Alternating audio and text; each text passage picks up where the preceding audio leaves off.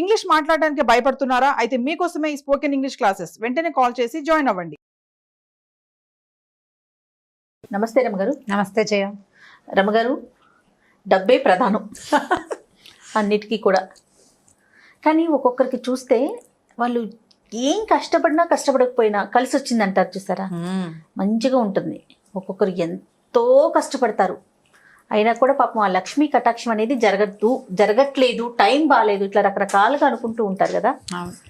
దీని మీద మీ ఒపీనియన్ ఏంటి చెప్పండి. లక్ష్మి కటాక్షించదలుచుకుంటేనే వస్తుంది, అది కరెక్టేనా? అదైతే నిజం. ఇప్పుడు జయ, మనకి సైన్స్ ఎంత డెవలప్ అయింది, సైన్స్ చాలా డెవలప్ అయింది. ఇదివరకు పిల్లలు కలిగిన వాళ్ళ పరిస్థితి, పిల్లలు లేకుండా ఉండి ఎవరినో దత్తత తెచ్చుకునే వాళ్ళు. ఇప్పుడు పిల్లల్ని కలిగించడానికి మనకి ఎన్నో మెథడ్స్ వచ్చినాయి. IVF అంటారు, ఇంకోటి అంటారు, రకరకాల పేర్లతోటి. అంటే సృష్టికి ప్రతి సృష్టి కూడా చేయగలుగుతున్నాం.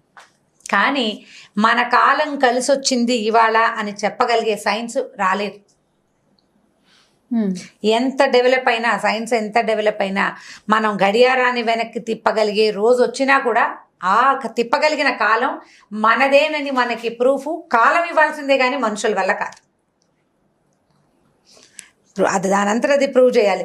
చిన్నగా సబ్బులమ్మి వ్యాపారం చేసిన వాళ్ళు కోట్లకి పడగలెత్తిన వాళ్ళని చూస్తాం మనం. మామూలుగా చిన్న ఒకపడి వ్యాపారంతో తోటి తరాల వెంబడి కూర్చుని తినేంత సంపాదించిన మహానుభావులను ఎంతమందినో చూసాం.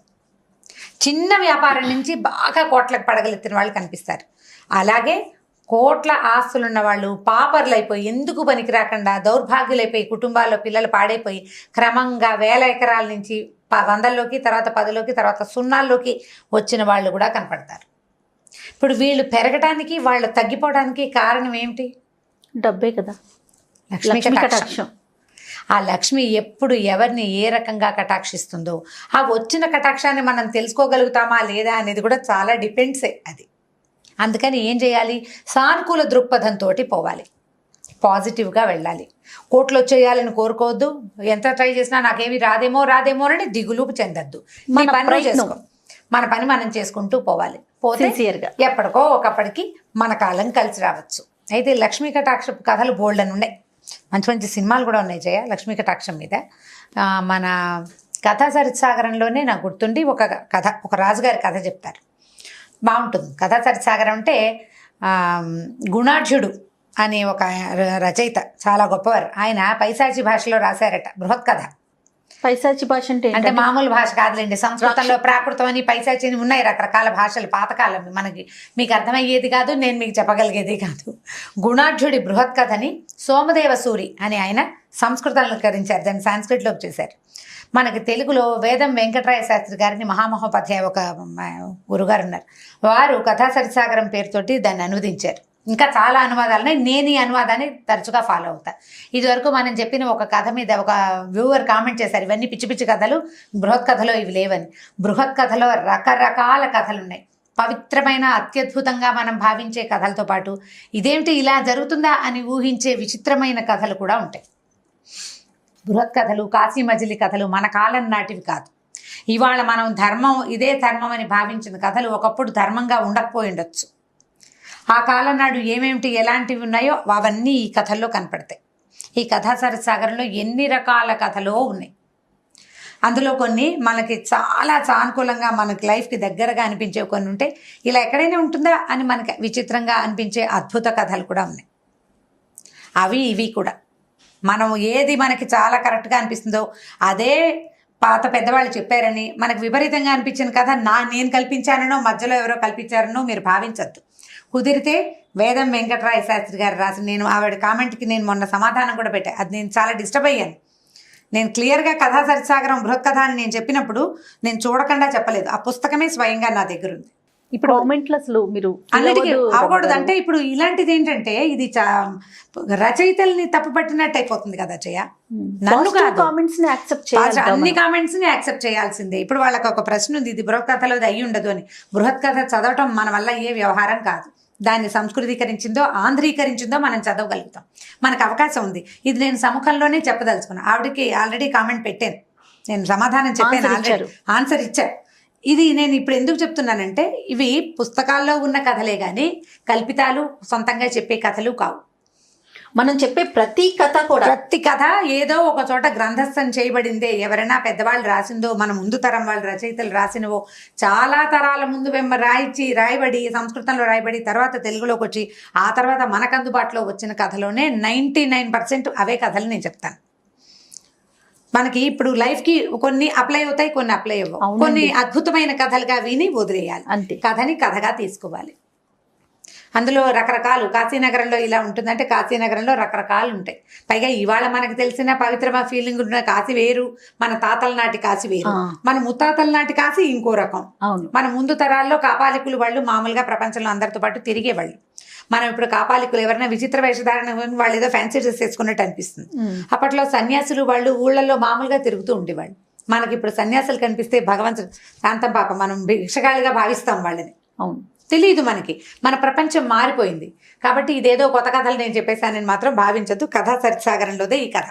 తప్పకుండా ఈ క్లారిటీ ఇవ్వదలుచుకున్నాను నేను. ఖచ్చితంగా. అయితే ఈ కథా సరిసాగరంలో కొన్ని చాలా కథలు ఉన్నాయి. లక్ష్మీ కటాక్షపు కథలు కూడా కొన్ని కనపడతాయి.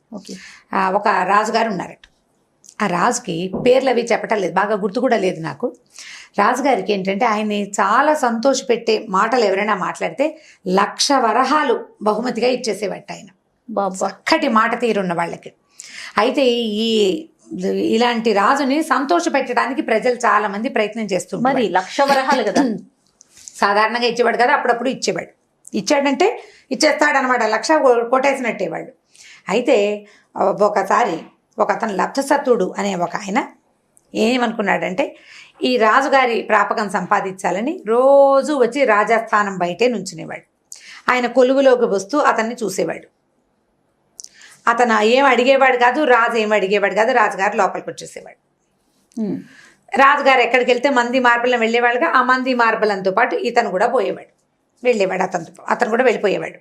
అయితే కొన్నాళ్ళకి రాజుగారు ఒకసారి వేటకెళ్ళారు. వేటకెళ్తే ఆ వేటకెళ్ళినప్పుడు ఏమవుతుందంటే ఈ సైనికులు వాళ్ళు వెళ్తారు, తలా ఒక ఆయుధం పట్టుకుని ఎవరి శక్తి అనుసారం వాళ్ళు వేటాడతారు. ఇతను ఈ లబ్ధసత్వుడు ఏం చేసేవాడు, ఒక పెద్ద లావుపాటి ఒక కర్ర, అతను ఆ ఆయుధాన్నే తిప్పగలడు, అంతకంటే పెద్దగా రావు. లాఠీ లాంటి ఒక కర్ర పుచ్చుకొని వెళ్ళి చేతికి అందిన జంతువుని వేటాడడానికి ప్రయత్నం చేశాడు.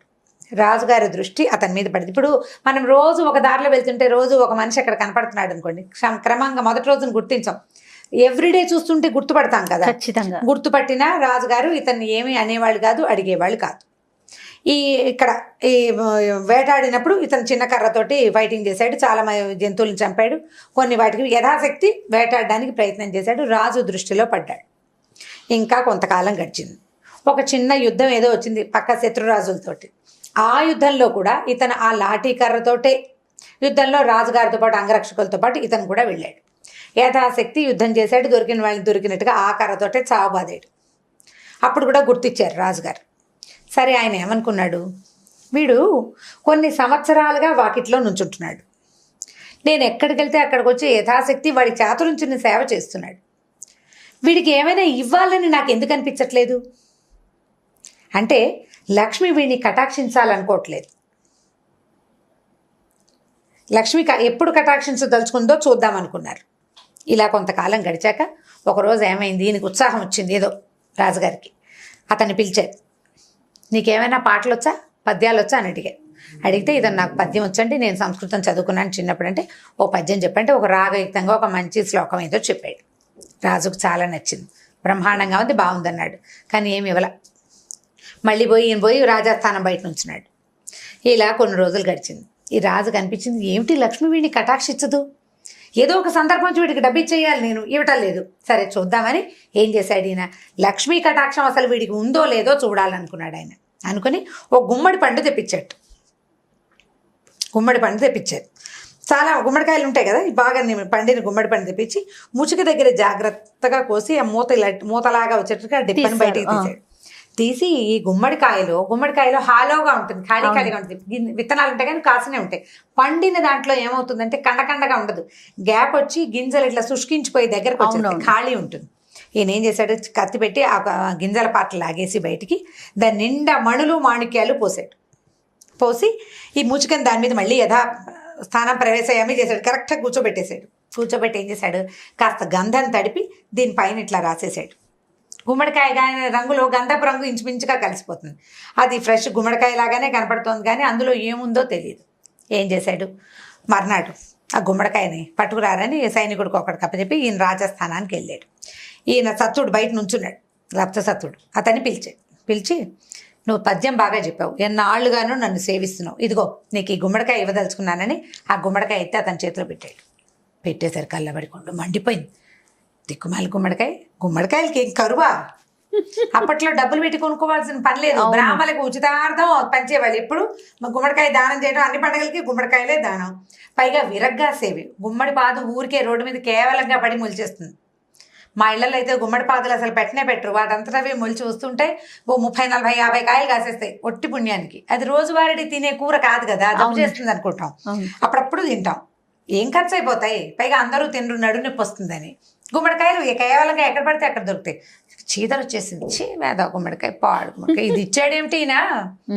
ఇన్నాళ్ళ నుంచి కనిపెట్టుకుంటే 1,00,000 వరహాలు కాకపోతే కనీసం 100 వరహాలు ఇవ్వలేకపోయాడా, ఈయనకి చేతులు రాలేదు, ఇదేమిట్రా అనుకున్నాడు. ఈ సభికులంతా రాజు ఇలా గుమ్మడికాయతో సరిపెట్టాడు ఏంటబ్బా అనుకున్నారు. మామూలుగా బాగా నచ్చితే 1,00,000 ఇచ్చేస్తాడు, 1,00,000 కాకపోతే 1000 కాకపోతే 100, అది కూడా కాకుండా ఏమిటి చిన్న గుమ్మడికాయతో సరిపెట్టాడు, ఒక వరహా కూడా చేయదే ఇది అనుకున్నారు. చేతిలో పెట్టాడు, సరే పుచ్చుకెళ్ళాడు బయటికి. ఈ కాయను ఎక్కడైనా పడేద్దాం అనిపించేస్తుంది అతనికి. ఎందుకు దిక్కుమాల గుమ్మడికాయ వచ్చేస్తుంది, ఇరిటేషన్ వస్తుంది లోపల. వస్తుంటే ఏమైంది, ఎదురుకుండా వెళ్ళేసరికల్లా ఒక బౌద్ధ భిక్షువు ఎదురొచ్చాడు.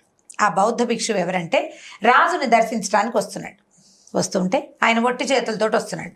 ఈ చేతిలో ఉన్న గుమ్మడికాయని చూసి, పోయి గుమ్మడికాయని ఇవ్వగలవా, నాకు కావాలంటే ఈ దుప్పటి నీకు ఇస్తానని చెప్పాడు. ఆయన భుజం మీద ఒక దుప్పటి ఉంది, పల్సటిదే కానీ దుప్పటి ఉంది.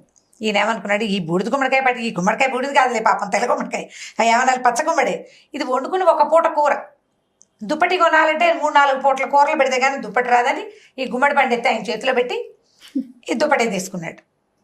దుప్పటి పుచ్చుకుని వెళ్ళిపోయాడు. మన బౌద్ధ భిక్షువు ఈ పండు పుచ్చుకొని రాజస్థానం లోపలికి వెళ్ళాడు. ఈ పండు ఎక్కడిది నీకు అని అడిగాడు రాజుగారు. ఇప్పుడే సత్తుడు ఇచ్చాడు, లప్సత్తుడు ఇచ్చాడు అని చెప్పాడు. లప్సత్తుడు కదా అతని పేరు. చేసరికి అయ్యో వీడికి కటాక్షం కలగలేదు, లక్ష్మీ కటాక్షం, చేతిలో మణిమాణిక్యాలు పెట్టినా ఇచ్చేశాడే. సరే రాజుగారి చేతిలో పెట్టాడు ఈ బౌద్ధ భిక్షువు. ఈయన గుమ్మడి పండు తీసి పక్కన పెట్టుకున్నాడు. దీన్ని గుర్తుగా పెట్టండి రా అని చెప్పాడు. సరే మర్నాడు ఒకరోజు గడిచిపోయింది. నెక్స్ట్ డే మళ్ళీ రాజుగారు అదే గుమ్మడి పండుని పుచ్చుకొచ్చాడు. వాకిట్లో నుంచున్నాడు లప్తసత్వుడు. అతను చూడగానే ఏమోయ్ రా, నీకు గుమ్మడి పండు ఇవ్వాలనుకుంటున్నాను అని మళ్ళీ ఆ గుమ్మడి పండు ఎత్తి లోపల చేతులు పెట్టాడు. పుళ్ళు పండిపోతుంది తిరిగి, ఏం చేయాలో తెలియటం లేదు. సరే ఏం చేశాడు, అది పుచ్చుకొని బయటికి రాజు ఇచ్చాడు, తీసుకోవాలి. మరి ఇప్పుడు ఇచ్చినప్పుడు తప్పదు కదా, ఇచ్చినప్పుడు తప్పదు. ఏది బయటకు వస్తుండే సరిగా ఏమనుకున్నాడు, నిన్నట్లాగానే దీన్ని ఎవరికైనా మారకం వేసేయాలనుకున్నాడు. ఒక రత్నశ్రేష్ఠి అని ఒక శ్రేష్ఠి ఎదురుపడ్డాడు. రాజుగారికి గుమ్మడికాయ కూర పులుసు అంటే ఇష్టం, ఆయన ఇష్టంగా తింటాడు. పచ్చగా నవనవలాడుతుంది, బాగుంది పండు, బ్రాహ్మడికి ఎక్కడో దానం దొరుకుంటుంది అని చెప్పి ఆయన ఏమన్నాడు, ఏమయ్యా ఇది నాకు ఇస్తావా అని అడిగాడు. అడిగేసరికల్లా ఇస్తాను, ఏదో ఒకటి ఇచ్చి తీసుకోండి అన్నాడు. ఈయన ఏం చేశాడు, ఒక చక్కటి పట్టు ఉత్తరీయాన్ని ఇచ్చాడు. ఉత్తరీయం అంటే పైన వేసుకుని పైపంచని చేతిలో పెట్టి ఆ గుమ్మడి పండు తీసుకున్నాడు. ఆ గుమ్మడి పండు పుచ్చుకొని రాజుగారి దగ్గరికి వెళ్ళాడు శ్రేష్ఠి. వెళ్ళేసరికల్లా ఈయనకు అర్థమైపోయింది, ఇది నువ్వు సత్తుడి దగ్గర తీసుకున్నావు కదా అన్నాడు. అవునన్నాడు ఆయన. మళ్ళీ గుమ్మడి పండు తీసి పక్కన పెట్టుకున్నాడు. వీడికి లక్ష్మీ కటాక్షం వచ్చేలాగా లేదు, సరే 3వ ప్రయత్నం చేద్దాం అని అనుకుని 3వ రోజున ఏం చేశాడు, మళ్ళీ గుమ్మడి పండు పట్టుకొచ్చాడు.